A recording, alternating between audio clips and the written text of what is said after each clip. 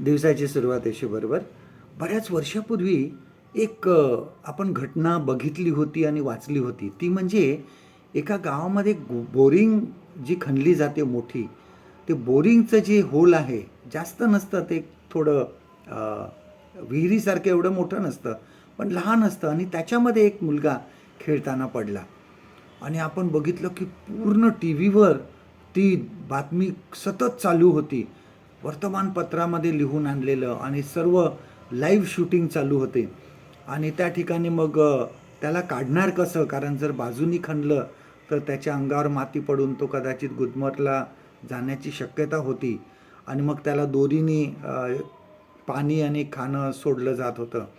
आणि मग बाहेरून अनेक इंजिनियर्स बोलवले आणि मग बाजूला बऱ्याच अंतरावर त्यांनी अजून एक तसाच मोठा खड्डा खणला. आणि तो जो मुलगा ज्या फुटावर होता त्या तिथून परत आडवा असं त्यांनी भुयार खणलं आणि त्या मुलाला तिथून बाहेर काढलं.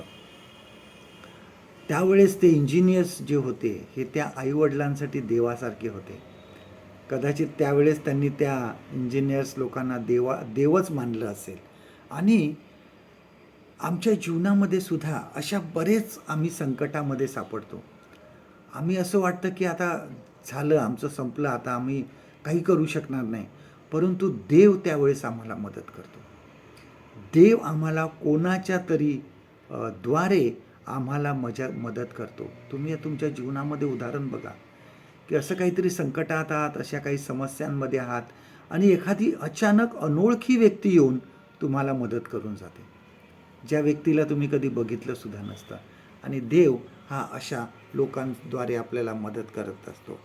कधीकधी आपल्याला असं वाटतं की ही मदत आली कुठून आणि कशी आली. परंतु देवाचे जे मार्ग आहे ते आश्चर्यकारक आहे. देव आम्हाला कधीही सोडत नाही. आम्हाला देव जो आहे हा आमचा बाप आहे आणि आपण त्याची लेकरे आहोत. आजचं देवाचं वचन आपल्यासाठी हे आहे, स्तोत्र 121 आणि पहिलं आणि दुसरं वचन, साम 121 अँड वर्स 1 and 2. मी आपली दृष्टी पर्वताकडे लावतो, मला साह्य कोठून येईल. पृथ्वीत आकाशाचं व पृथ्वीचा निर्माण करता जो परमेश्वर, त्याच्यापासून मला साह्य येते. परमेश्वर करो आजचा दिवस तुमचा आशीर्वादित करो.